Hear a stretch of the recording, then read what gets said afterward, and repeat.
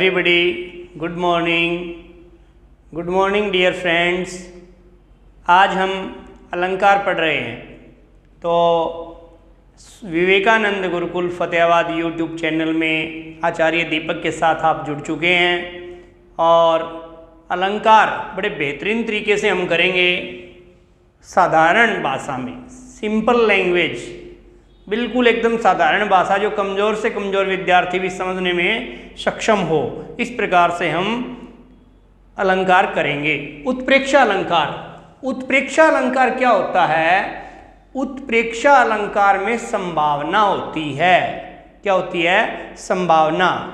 एक चुटकुला सुनाता हूँ पहले, तो उसके बाद आपको उत्प्रेक्षा अलंकार कभी भूलोगे नहीं आप, ठीक है?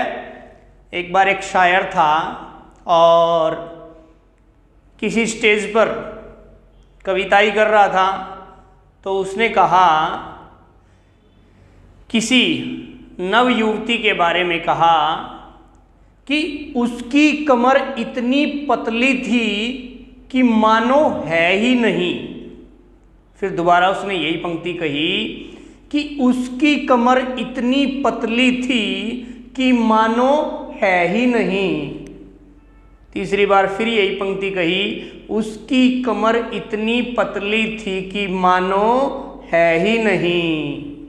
तो इधर से एक ऑडियंस खड़ा हो गया और कहने लगा कि तेरी बुआ नाड़ा कड़े बांधेगी। तो कहने का मतलब, वो जो पंक्ति उसने कही, कवि ने, जो शायर ने जो पंक्ति कही कि उसकी कमर इतनी पतली कि मानो है ही नहीं, तो यहीं से उत्प्रेक्षा अलंकार प्रारंभ होता है कि जहां संभावना हो जाए।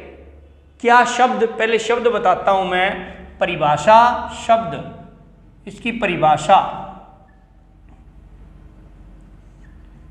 परिभाषा में क्या होता है बेटे? परिभाषा में होता है कि उपमेय में उपमान की संभावना, उपमेय में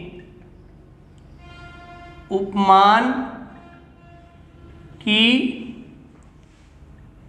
संभावना। जहां में भी संभावना हो जाए तो वहां क्या होता है? उत्प्रेक्षा अलंकार होता है। कुछ शब्द हैं, आप जो वो शब्द देखेंगे तो आपको तुरंत लगेगा कि हाँ, ये कौन सा अलंकार है। आंख मूंद करके, आंख बंद करके आप निशान लगा दीजिए कि उत्प्रेक्षा अलंकार है। मैं कुछ शब्द लिख रहा हूं, वाचक शब्द हैं, वाचक शब्द। जो निशानियां हैं, मानो, मनो, मनु, मानव, जानो, जनु, जनो, जानव, जैसे, ज्यों, जैसे, ज्यों। इस प्रकार के शब्द आपको पंक्तियों में मिल जाएं तो क्या है? आंख मूंद करके, आंख बंद करके आपने क्या निशान लगा देना है कि ये कौन सा अलंकार है? उत्प्रेक्षा अलंकार। कोई उदाहरण देखते हैं।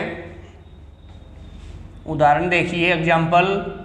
झुककर मैंने पूछ लिया, झुककर मैंने पूछ लिया, खा गया मानो झटका। झुककर मैंने पूछ लिया, खा गया मानो झटका। तो यहां क्या है? क्या शब्द आया हुआ है? मानो। तो यहां कौन सा अलंकार है? उत्प्रेक्षा अलंकार। एक और उदाहरण देखिए। लंबा होता ताड़ का वृक्ष जाता, मानो छूना व्योम को चाहता।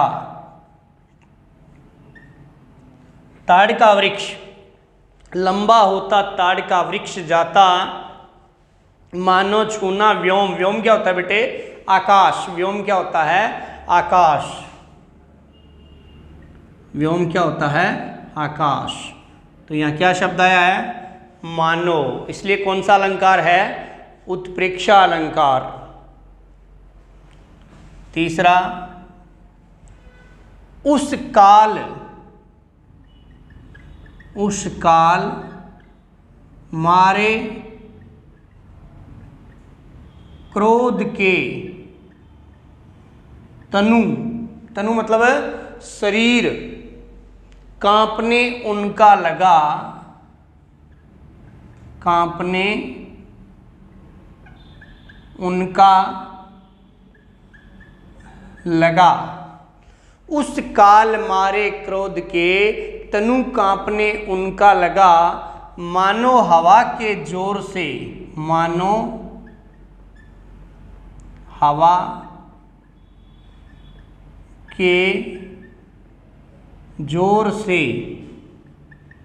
सोता हुआ, मानो हवा के जोर से सोता हुआ सागर जगा,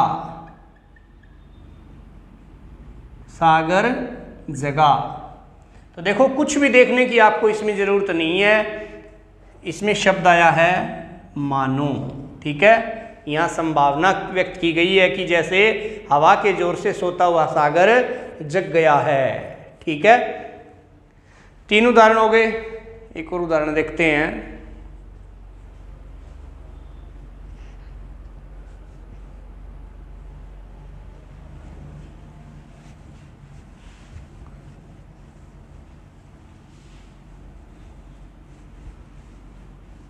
हाँ, अगला उदाहरण है, चंचल जल कल कल कर। चंचल जल कल कल कर। अब चंचल जल, जल क्या है? जल क्या है? चंचल। चंचल जल कल कल कर, मानो तान ले रहा है अब भी। क्या आ गया? मानो शब्द आ गया। यहां कौन सा अलंकार है? उत्प्रेक्षा अलंकार। कौन सा अलंकार है? उत्प्रेक्षा अलंकार। एक और उदाहरण देखते हैं। सिर फट गया उसका वहीं। सिर फट गया उसका वहीं, मानो अरुण रंग का घड़ा। मानो अरुण रंग का घड़ा। अरुण, अरुण क्या होता है बेटे? अरुणिमा शब्द सुना है क्या कभी? जब सूर्य उगता है और उसका जो रंग क्या होता है? वो लाल गेरुआ। ठीक है, सिर फट गया उसका वहीं, मानो अरुण रंग का घड़ा, लाल रंग का घड़ा। तो क्या शब्द आया है? मानो। इसलिए कौन सा अलंकार है? उत्प्रेक्षा अलंकार।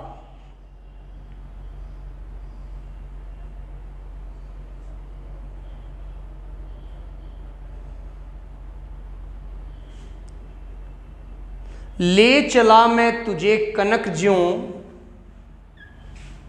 ले चला मैं तुझे कनक ज्यों। ले चला मैं तुझे कनक ज्यों, भिक्षु लेकर स्वर्ण जनक।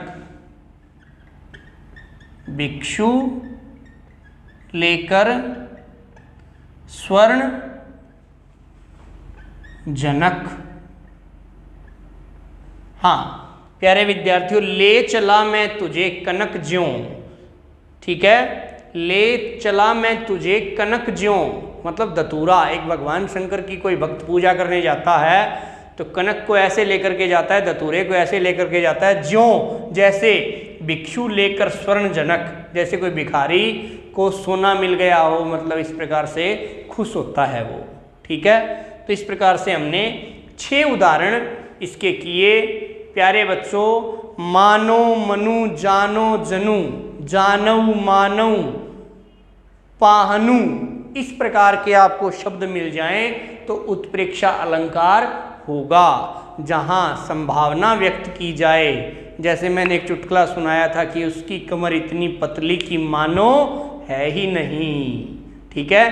तो आप उत्प्रेक्षा अलंकार कभी भूलेंगे नहीं, ऐसा मेरे को विश्वास है। और आपने 6 उदाहरण इसके किए, उत्प्रेक्षा अलंकार आपको बिल्कुल अच्छे से समझ में आ गया होगा। तो आज के लिए प्यारे विद्यार्थियों इतना ही। आचार्य दीपक के साथ आप जुड़े रहिए। विवेकानंद गुरुकुल यूट्यूब चैनल को सब्सक्राइब भी करें, बेल आइकन भी दबाएं, लाइक भी करें और अपने साथियों की सहायता भी करें, क्योंकि आप एक फलदार वृक्ष हैं और आप परोपकारी जीव हैं, ठीक है, और आप बहुत ही अच्छे हैं। इसलिए अपने साथियों तक भी इस वीडियो को पहुंचाएं। आज के लिए इतना ही। आचार्य दीपक के साथ जुड़े रहिए। जय तू हिंदी, जय हिंदी, जय भारत।